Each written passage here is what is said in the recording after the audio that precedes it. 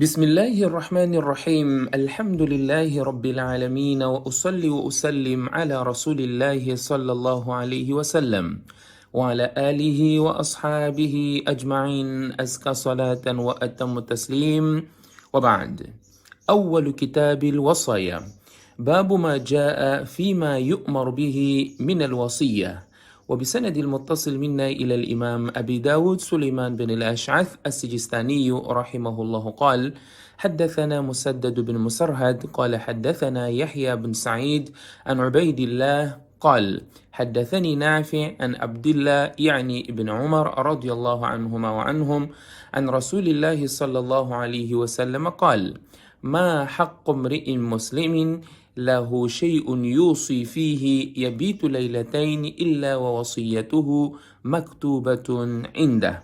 وبه قال حدثنا مسدد ومحمد بن العلاء قال حدثنا أبو معاوية عن العامش عن أبي وائل عن مسروق عن عائشة رضي الله عنها وعنهم قالت: ما ترك رسول الله صلى الله عليه وسلم دينارا ولا درهما ولا بعيرا ولا شاة ولا أوصى بشيء. Estimados irmãos e irmãs, sintam-se cumprimentados com a saudação do Islam. Assalamu alaikum wa rahmatullahi wa barakatuh. Hoje nós vamos dar início a um novo capítulo, depois de termos abordado o capítulo relacionado aos Eids, Eid al-Fitr e Eid al-Adha. Hoje vamos iniciar o capítulo relacionado ao Wasiya. Wasiya, que significa um testamento. Vamos falar nos seus mais diversificados hadiths relacionados a este tema, quando é que pode-se fazer o wasiya, quando é que se não pode fazer o wasiya, a quem. Depois vamos falar um pouquinho da herança, o testamento que nós fazemos, que pode ser contra o Sharia, vários aspectos que nós iremos abordar, inshallah ta'ala. Portanto, será um capítulo interessante, muito interessante, que normalmente nós pouco sabemos acerca deste assunto, mas é de extrema importância do profeta sallallahu alaihi wasallam, que deixou como legado. Portanto, pedimos a Allah subhanahu wa ta'ala que faça com que nós possamos dar o seu devido direito e poder explanar em conformidade o significado das palavras do profeta sallallahu alaihi wasallam. O primeiro capítulo é Ma yu'maru bihi min al-wasiya, acerca daquilo que foi revelado, daquilo que foi relatado por outra, não revelado, aquilo que foi relatado acerca da ordem de fazer um testamento. Portanto, este é o nosso primeiro hadith, onde o profeta incentiva as pessoas a fazerem o testamento. Este hadith foi narrado por Abdullah ibn Umar radiyallahu anhuma, que era um grande companheiro do profeta sallallahu alaihi wasallam e conhecido como Muttabi'un Sunnah.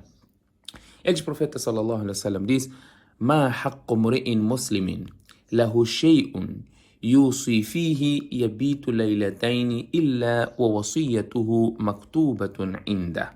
O profeta sallallahu alaihi wasallam diz que nenhum muçulmano que tenha algo para legar, algo para testamentar, nenhum muçulmano que tenha algo para testamentar deve passar 2 noites sem que o seu testamento esteja escrito e guardado com ele. Portanto, esta é uma recomendação do profeta sallallahu alaihi wasallam. Você tem algo para testamentar, você tem algo para legar. O que significa testamento? Significa a manifestação de vontade de como você gostaria que os seus bens fossem partilhados após a sua morte. O que isso significa? Isto condiciona. Quer dizer, a pessoa poderá fazer o wasiya até 1/3 dos seus bens. 1/3. Ele deixou, por exemplo, tem um universo de 100 mil meticais. Um exemplo, 100 mil meticais. Portanto, o testamento dele só pode ir até 33%, que é 1/3. 33,333%, não é, dos seus bens. 1/3, até 1/3 você pode deixar um documento a manifestar a vontade de como gostaria que os bens fossem partilhados, fossem distribuídos. Outros 66,6% não cabe a ti. Portanto, não se pode. Se alguém fizer um testamento de toda a fortuna que ele tem, esse testamento não será válido. será cumprido somente um terço. Portanto, o testamento só poderá ir até um terço. Por quê? Porque há pessoas que não são privadas dos teus bens. São pessoas que têm direito de herdar. Tu querendo como não, são pessoas que têm direito de herdar. Por isso que o testamento não poderá passar um terço.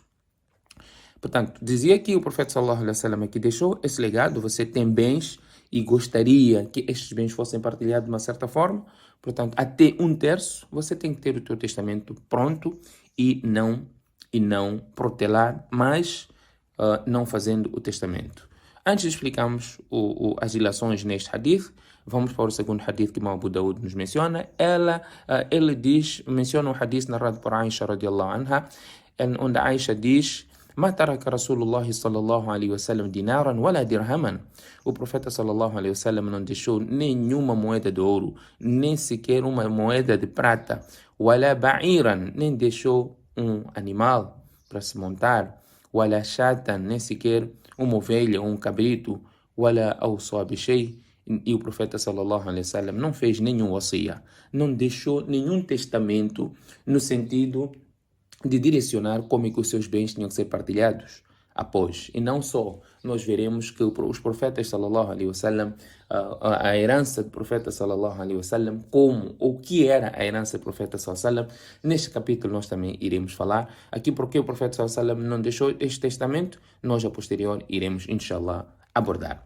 Portanto, as relações que são extraídas do primeiro hadith que nós acabamos de mencionar, nós temos que entender que o profeta sallallahu alaihi wasallam, ao recomendar este testamento, estamos diante de uma obrigação, não é? Uma recomendação do profeta sallallahu alaihi wasallam de nós prepararmos o nosso testamento, que é altamente recomendado, não é? Que o muçulmano tenha o seu testamento sempre atualizado, especialmente se possui bens, dívidas, não é? A serem quitadas. Tem dívidas, também deve constar do seu testamento. Escrever: eu devo dar fulano tanto, para que esta dívida seja liquidada. Porque se esta dívida não for liquidada, você terá assuntos por resolver perante Allah subhanahu wa ta'ala. Por mais que seja um mártir, os seus pecados não serão perdoados. Ao fazer o testamento, temos que ter cuidado com os direitos dos herdeiros. Conforme disse, os herdeiros não podem de jeito algum serem privados dos seus direitos. Portanto, a preparação do testamento garante, não é, que os direitos das pessoas sejam preservados.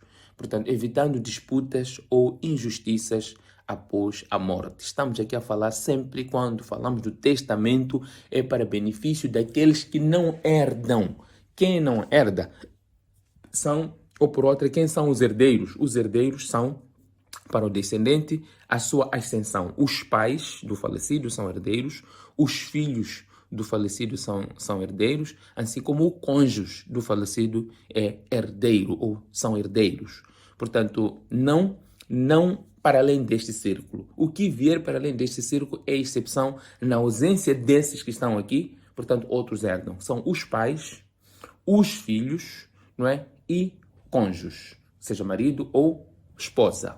Filhos e pais e cônjuges. Estes são os herdeiros. Mas, conforme disse, nós iremos falar de forma detalhada. Portanto, ao fazermos o testamento, temos que ter em consideração o direito dos herdeiros, e o outro aspecto é a prontidão e a responsabilidade.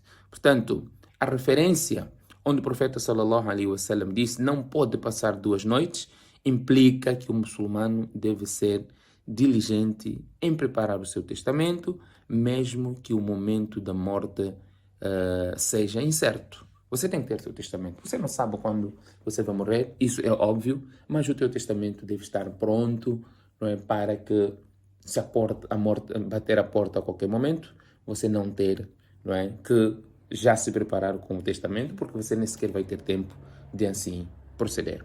Que Allah subhanahu wa ta'ala conceda-nos o tawfiq e que Allah subhanahu wa ta'ala faça com que possamos explorar este capítulo no seu verdadeiro sentido da palavra e que possamos, de facto, acima de tudo, cumprirmos com aquilo que são recomendações do profeta Muhammad sallallahu alaihi wasallam. Subhanakallahumma bihamdik, nashhadu an la ilaha illa anta, nastaghfiruka wa natubu ilayk.